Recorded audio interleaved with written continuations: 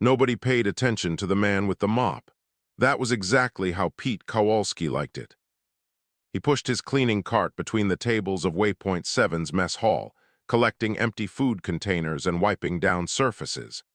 Around him, dozens of alien species ate their evening meals and talked loudly about their lives. Pete had worked here for 11 years. He knew most of the regulars by name, knew their favorite foods, knew which ones tipped and which ones left their tables like disaster zones. Tonight, one voice rose above all others.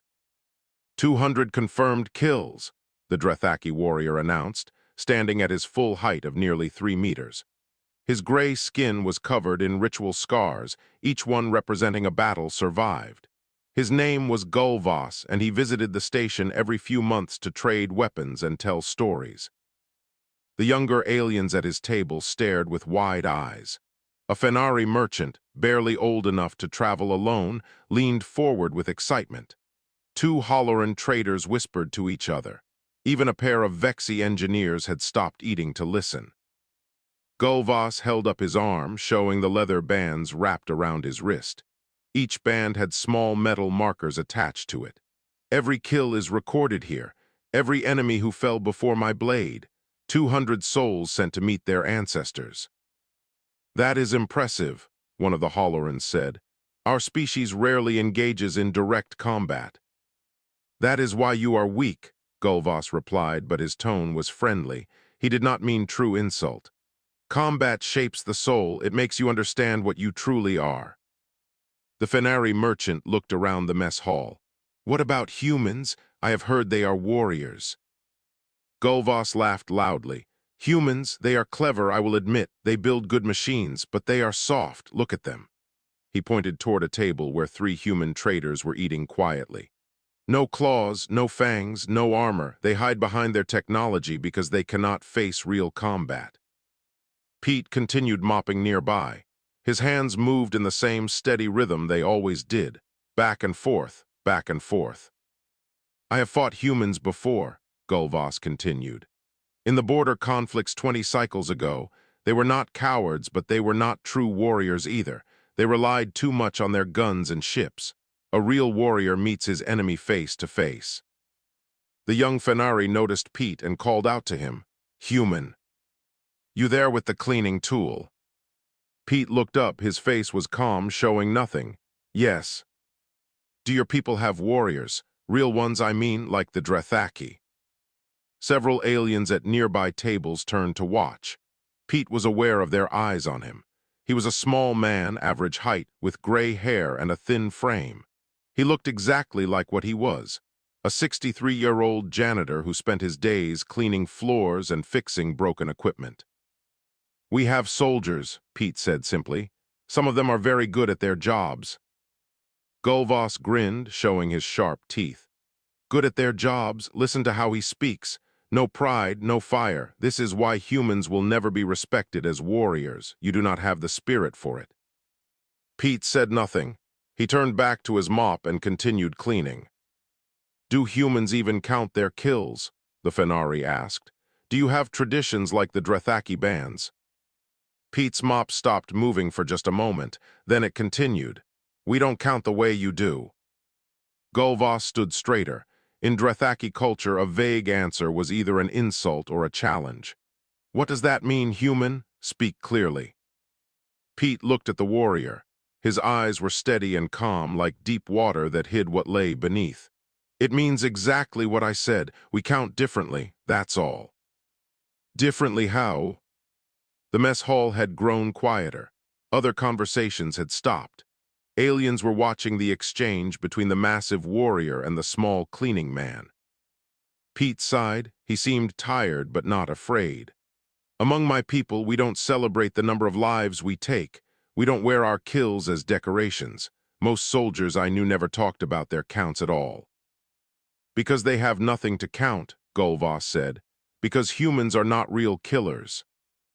No, Pete said quietly. Because the numbers are too large to wear on a wrist.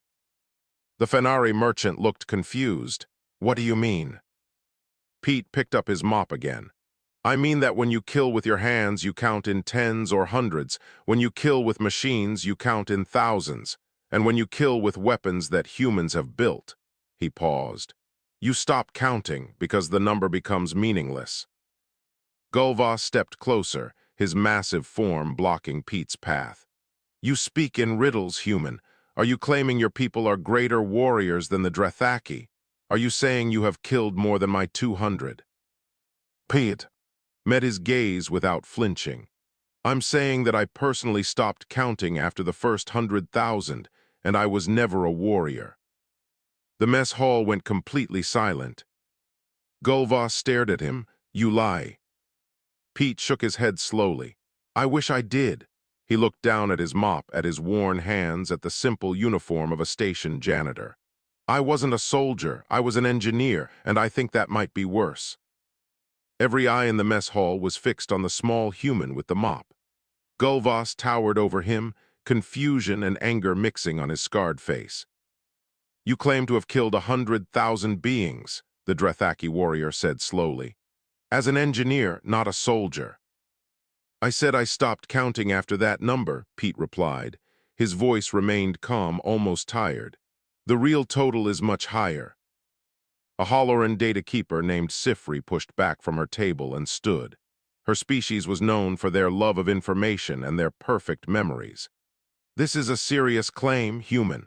The largest single-battle death toll in recorded galactic history was the burning of Cassix Prime, 40,000 casualties. Are you saying you exceeded that? Yes. The word hung in the air like smoke. No boasting, no pride, just a simple statement of fact. Gulvas grabbed Pete's shoulder with one massive hand. The human did not resist, but he also did not look afraid. Explain yourself. Now, if you are lying to mock my traditions, I will have satisfaction. Pete set down his mop carefully, leaning it against his cleaning cart. He looked around at the watching aliens. Most of them had never seen a human show any sign of military history. Humans on the station were traders, mechanics, cooks, cleaners, quiet people who kept to themselves. Do any of you know about the swarm invasion? Pete asked. Sifri's eyes widened. The Hollorans exchanged glances. Even Gulvas loosened his grip slightly. The swarm, Sifri said, a hostile hive species that attacked the outer rim approximately 30 standard cycles ago. They were stopped before reaching the core systems. The records say they simply disappeared. They didn't disappear, Pete said. They came to Earth space first. We stopped them there. Earth is your homeworld, the Fenari merchant said. I have heard it is a dangerous planet. Dangerous enough. Pete rubbed the back of his neck. He clearly did not want to tell this story, but he also seemed to understand. That silence was no longer an option. The swarm sent 12 waves against us, nearly 50,000 bioships in total. Each ship carried between 2 and 10,000 organisms. Sifri was doing the math in her head. Her face went pale. That would be hundreds of millions of individual creatures. 470 million according to our final estimates, Pete said. Give or take, the swarm didn't keep careful records. Impossible, Gulvas said. No species could kill that many enemies, not even with your machines. We didn't kill all of them. Many died when their ships were destroyed in space. But I was part of the team that destroyed those ships. Pete's voice dropped lower. I was 24 years old, fresh out of the engineering academy. I got assigned to the orbital defense grid because I was good at writing targeting algorithms. Targeting algorithms? The Fenari asked. Programs that tell the weapons where to shoot. The defense grid had over 6,000 laser platforms orbiting Earth. They needed to work together perfectly to stop the swarm. My job was to make them more accurate, more efficient. Pete paused. His hands, which had been steady all evening, began to shake slightly. He clasped them together to hide it. The first wave hit us on a Tuesday. I was eating breakfast when the alarms started. Within an hour, I was at my console in the command center. The sky was full of bioships, thousands of them blotting out the stars. And you fought them? Gulvas asked. There was something different in his voice now. The mockery was gone. I sat at a computer terminal and typed commands. That's all I did. I never held a weapon. I never saw an enemy face to face. I just watched numbers on a screen and adjusted targeting parameters. Pete's jaw tightened. Each number was a ship. Each ship was full of living things, and I found ways to kill them faster. The mess hall was completely silent. Even the background noise of the station seemed muted.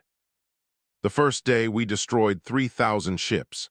The second day, 4,000. By the third day, I had improved the algorithms enough that we were killing them almost as fast as they arrived. The grid was firing continuously. I didn't sleep. None of us did. 3 days, Sifri whispered. You fought for 3 days without rest. We had no choice. If we stopped, they would reach the surface. 8 billion people lived on Earth. We couldn't. Let the swarm touch them. Pete finally looked up at Gulvas. The warrior was staring at him with an expression that might have been horror. So yes, Pete said, I killed more beings in 72 hours than your species has in 1,000 years of war. I killed them with math and code while sitting in a comfortable chair. And when it was over, I walked outside and looked at the sky, and I could see the debris falling, burning pieces of ships that I had destroyed. Each piece of fire was something that had been alive. He picked up his mop again. That's why humans don't brag about their kills, Gulvas. That's why we don't wear trophies, because we know what we're capable of, and it terrifies us. The young Fenari merchant broke the silence first. His voice was small and uncertain. If you helped save your entire planet, why are you cleaning floors on a trading station? Pete looked at the young alien for a long moment. There was no anger in his expression, only weariness. Because after the war, I couldn't do that job anymore. I couldn't look at targeting systems. I couldn't watch numbers change on a screen without remembering what those numbers meant. You suffer from battle damage, Gulvas said. His tone had changed completely. Among the Drethaki, mental wounds from combat were treated with the same respect as physical ones. Your mind carries scars. We call it different things: trauma, stress, guilt, Pete shrugged. Names don't matter much. What matters is that I needed to find work that helped instead of hurt, work that fixed things instead of breaking them. Sifri the Holloran stepped closer, her data keeper's curiosity overcoming her shock. May I access public records about the Earth defense? I wish to verify. Go ahead, Pete said. It's not secret. Most humans just don't talk about it. Sifri pulled out a small device and began searching. Her eyes moved rapidly as she read. After a few moments, she looked up with an expression of amazement. The Battle of Earth's orbit, 3 days, 53,000 enemy vessels destroyed. Human casualties, 207. Enemy casualties, estimated 400 million. She paused. The lead targeting engineer was credited with increasing weapon efficiency by 47% over the course of the battle. That was my supervisor, Pete said quietly. She died 6 years after the war, heart attack. The doctors said stress was a major factor. And you, Gulvas asked, what happened to you? I tried to keep working for a while. They offered me promotions, medals, important positions. I turned them all down. I took a leave of absence, then another one, then I just left. Pete gestured around at the mess hall. Found my way out here, got a job cleaning stations. It's honest work. When I fix a broken pipe or mop up a spill, I know I'm making things a little bit better instead of worse. The Fenari was staring at Pete with wide eyes. But you're a hero. You saved billions of lives. I killed hundreds of millions of lives. The saving and the killing happened at the same time. You can't separate them. Pete's hands gripped the mop handle tightly. On Earth, we have a saying, war is hell. It means that even when you're fighting for good reasons, the act of fighting destroys something inside you. Another human approached the group. She was older than Pete, with short gray hair and strong arms. Her name tag identified her as Rosa, and she worked in the station's kitchen. Pete, she said gently, you don't have to do this. It's fine, Rosa. You haven't talked about the war in years. Maybe it's time. Pete looked at Gulvas. You asked why humans don't celebrate our kills. This is why. Because almost every human who's been in a real war carries the same weight I do. We know what we can become when we're pushed. Rosa nodded slowly. I served on the destroyer Relentless during the Outer Colony Rebellion. We glassed 3 enemy bases from orbit. Intelligence said they were military targets. After the war, we learned 2 of them were mostly civilian. The aliens stared at her. And the medic who treats minor injuries in the lower levels, Rosa continued. She was a combat surgeon in the Fringe Wars. She had to decide who got medicine and who didn't, who lived and who died. She carries a list in her head of everyone she couldn't save. The human population of this station is 87 individuals, Sifri said, checking her device. How many of you have military experience? Pete and Rosa exchanged glances. Most of us, Pete admitted. Combat veterans don't always fit well back into normal life on Earth. Some of us find it easier to live out here where things are quieter, where we can do simple work and try to forget. Gulvas sat down heavily. For a warrior of his size, the movement seemed almost defeated. I have boasted about my kills my entire life. I thought 200 was a great number, a number worthy of songs and honor. It is worthy of honor, Pete said.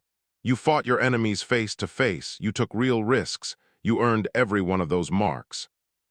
But compared to what your people have done, don't compare, Pete's voice was firm. That's the mistake we're both making. You think killing is about numbers and glory. We think killing is about numbers and guilt. Neither view is complete. The truth is somewhere in the middle. The mess hall had slowly returned to its normal noise level as other aliens resumed their conversations. But the group around Pete remained quiet and thoughtful. I have never met a human like you, Gulvas said finally. I thought your species was simple, clever but soft. I was wrong. We work very hard to appear soft, Pete said, because we know what happens when we don't. Gulvas reached down to his wrist and began unfastening one of his kill bands. It was the highest one, the band that marked his greatest victories. The metal markers on it gleamed under the mess hall lights. I wish to give you this, he said, holding it out to Pete. Among my people, this is the greatest honor a warrior can offer to another. Pete looked at the band. His expression was complicated, a mixture of respect and discomfort. I can't accept that. You have earned it. Your kills far exceed mine. By our traditions, you deserve recognition. That's exactly why I can't take it, Pete spoke gently, not wanting to offend. If I wear that band, I'm accepting your tradition. I'm saying that my kills are something to be proud of, and I'm not proud of them. I'm just marked by them. Gulvas considered this. Slowly, he fastened the band back onto his wrist. I think I am beginning to understand. For the Drethaki, killing in battle proves our courage and skill. For humans, killing proves only that you had no other choice. Something like that? Pete leaned against his cleaning cart. Our history taught us hard lessons. For thousands of years, we killed each other, tribe against tribe, nation against nation. We got very good at it, too good. We built weapons that could destroy entire cities in seconds. We created poisons that could kill millions in hours. And you used these weapons on each other? The Fenari asked, his voice trembling.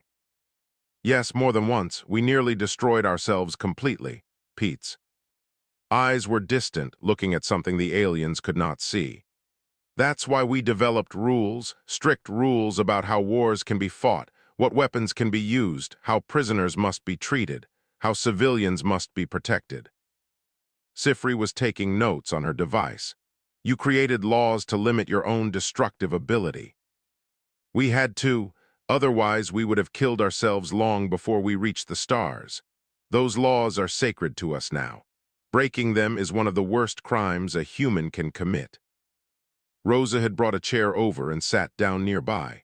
Tell them about the tribunals, Pete. Pete nodded. After our major wars, we put our own leaders on trial. Generals, politicians, officers. If they broke the rules of war, if they ordered unnecessary killing or mistreated prisoners, they were punished. Some were executed by their own people. This seemed to shock the aliens even more than the kill counts had. You kill your own warriors for being too effective, Gulvas asked, struggling to understand. We kill them for being too cruel. There's a difference. Pete straightened up. Being a good warrior means using exactly as much force as needed. No more. The goal isn't to pile up bodies. The goal is to end the conflict with as little death as possible. But in the battle you described, the Fenari said, you killed millions. Because there was no alternative, the swarm didn't negotiate. They didn't accept surrender. They came to eat us, literally. Every organism we killed was trying to reach our planet and consume our people. Pete's voice hardened. That's the only time human violence is truly released, when we have no other option, when our backs are against the wall and everything we love is about to be destroyed.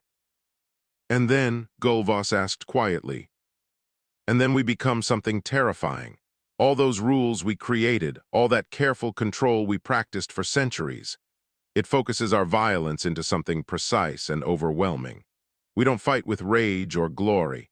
We fight with cold calculation and absolute determination. Rosa spoke up. There's an old human saying, beware the wrath of a patient man. It means that the people who seem calm and gentle are often the most dangerous when finally pushed to anger. That is unsettling, Sifri admitted. It's supposed to be. Pete picked up a discarded food container from a nearby table and placed it in his cart. Even now, even in the middle of this conversation, his hands kept working, cleaning, fixing, making things orderly. The whole point is that other species should never want to see what humans become in total war, so we try very hard to solve problems peacefully. We trade, we negotiate, we compromise, we seem soft because we're working constantly to avoid becoming hard. Gulvas looked at the other humans in the mess hall, the traders eating quietly, the cook preparing food behind the counter, the medic who had wandered in for a late meal.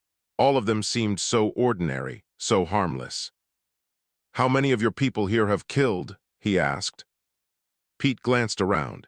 In some way, probably all of them, direct combat, maybe a third, engineers, programmers, officers who gave orders that ended lives, more than half. And they all carry this weight you speak of.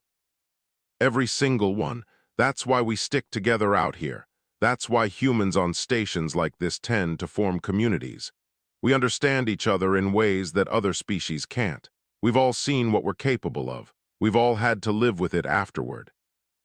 The Fenari looked at Pete with new understanding. So when you clean these floors and fix these machines, you're trying to balance something. Pete smiled for the first time. It was a small, sad smile. Something like that. Every mess I clean up is a tiny act of creation instead of destruction. Every broken thing I repair is proof that I can build as well as break. It's not enough. It will never be enough, but it's something. The conversation had shifted. What began as a warrior's boast had become something else entirely. Aliens from other tables had quietly moved closer, listening without interrupting.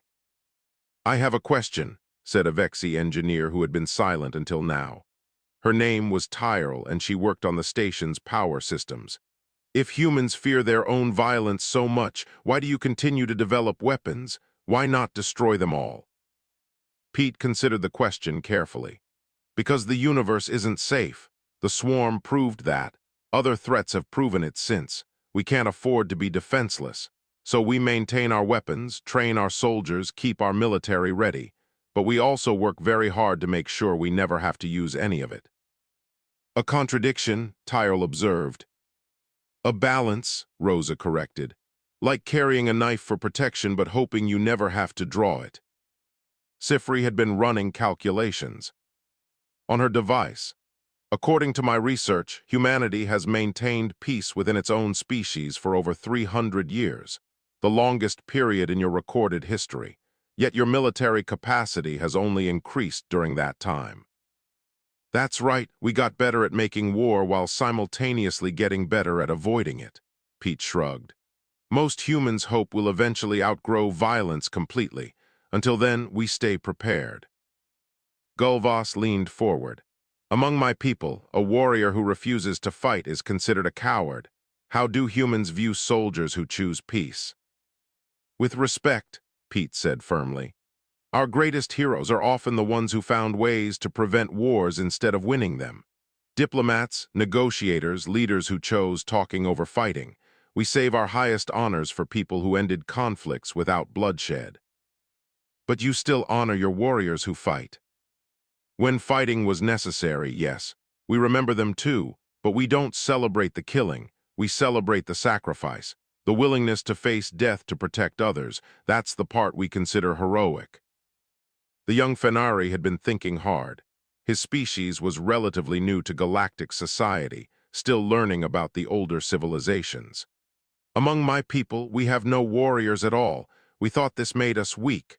Now I wonder if it makes us more like humans than we realized. Pete smiled at him. Every species has its own relationship with violence. The Drethaki embrace it as part of their identity. The Holorans avoid it through information and negotiation. Humans, we hate it but know we're good at it. None of these approaches is wrong. They're just different. You speak wisdom for a janitor, Gulvas said. There was no mockery in his words now. I've had a lot of time to think while mopping floors, and I've read a lot of books. Education doesn't stop just because your job is simple. The station's lighting flickered briefly, a minor power fluctuation that happened occasionally, but this time it was followed by an alarm. Red lights flashed across the mess hall. The station's public address system crackled to life. Attention all personnel.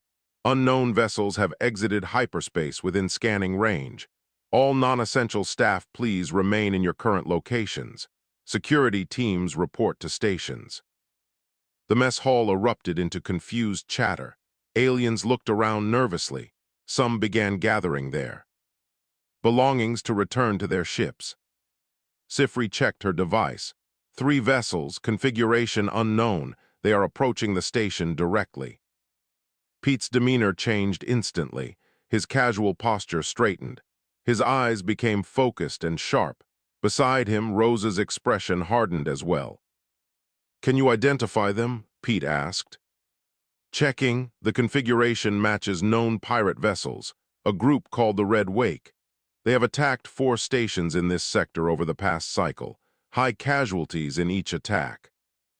Gulvas stood up, his hand moving to the weapon at his hip. Then we fight. The station has minimal defensive capabilities, Tyrell the engineer said. Basic shields, a few point defense turrets, nothing that can stop 3 armed vessels. Pete was already moving toward the mess hall's exit.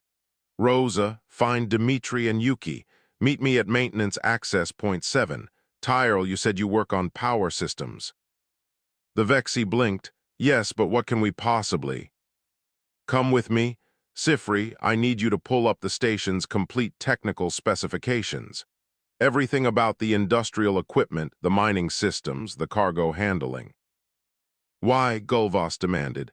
What can a janitor do against warships? Pete paused at the doorway. When he looked back, his expression had changed completely. The tired old man was gone. In his place stood something else. Something that remembered exactly what it was capable of. I told you I was an engineer, Pete said. Targeting systems were my specialty. But the basic principle applies to any machine. You show me the equipment and I'll show you how to turn it into a weapon. He looked at Gulvas with steady eyes. You wanted to know what happens when humans stop being soft. You're about to find out. 40 minutes. That was all the time they had before the pirate vessels reached weapons range. Pete worked faster than anyone had ever seen him move. His cleaning cart was abandoned in the mess hall. Now he stood in the station's main maintenance hub, surrounded by screens and control panels, with 5 other humans and 3 aliens watching in amazement. The cargo launchers on Deck 7, he said, pointing at a schematic. They're designed to throw containers into space for pickup. What's the maximum acceleration? 1,200 meters per second, Tyrell answered, reading from her data pad. That's enough. Dimitri, can you load them with scrap metal instead of containers? A large human with grease-stained hands nodded, already moving the materials into position. Rosa, what about the mining lasers? Industrial cutting grade. Low power compared to weapons, but I can overcharge them if we bypass the safety limits. Do it. We need them hot in 30 minutes. Sifri watched with her perfect memory recording everything. You are converting industrial equipment into weapons.